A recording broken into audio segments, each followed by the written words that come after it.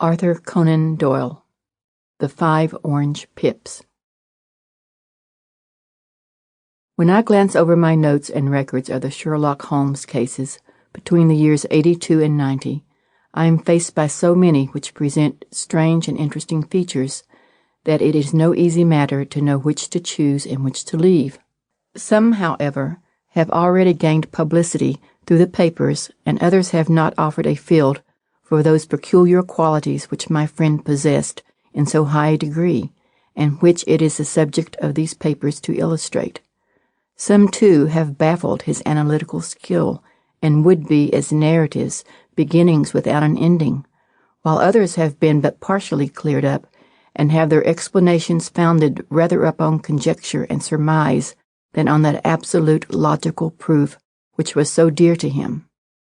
There is, however, one of these last which was so remarkable in its details and so startling in its results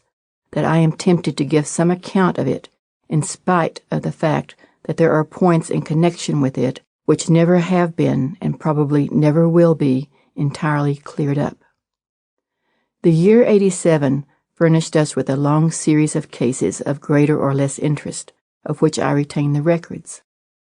Among my headings under this 112 months, I find an account of the adventure of the Paradol Chamber, of the Amateur Mendicant Society which held a luxurious club in the lower vault of a furniture warehouse, of the facts connected with the loss of the British bark Sophie Anderson, of the singular adventures of the Grass Pattersons in the island of Uffa, and finally of the Camberwell poisoning case.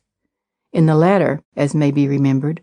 Sherlock Holmes was able, by winding up the dead man's watch, to prove that it had been wound up 2 hours before, and that therefore the deceased had gone to bed within that time, a deduction which was of the greatest importance in clearing up the case. All these I may sketch out at some future date, but none of them present such singular features as the strange train of circumstances which I have now taken up my pen to describe. It was in the latter days of September, and the equinoctial gales had set in with exceptional violence. All day the wind had screamed and the rain had beaten against the windows, so that even here, in the heart of great handmade London, we were forced to raise our minds for the instant from the routine of life and to recognize the presence of those great elemental forces which shriek at mankind through the bars of his civilization like untamed beast in a cage. As evening drew in, the storm grew. Sample complete. Ready to continue?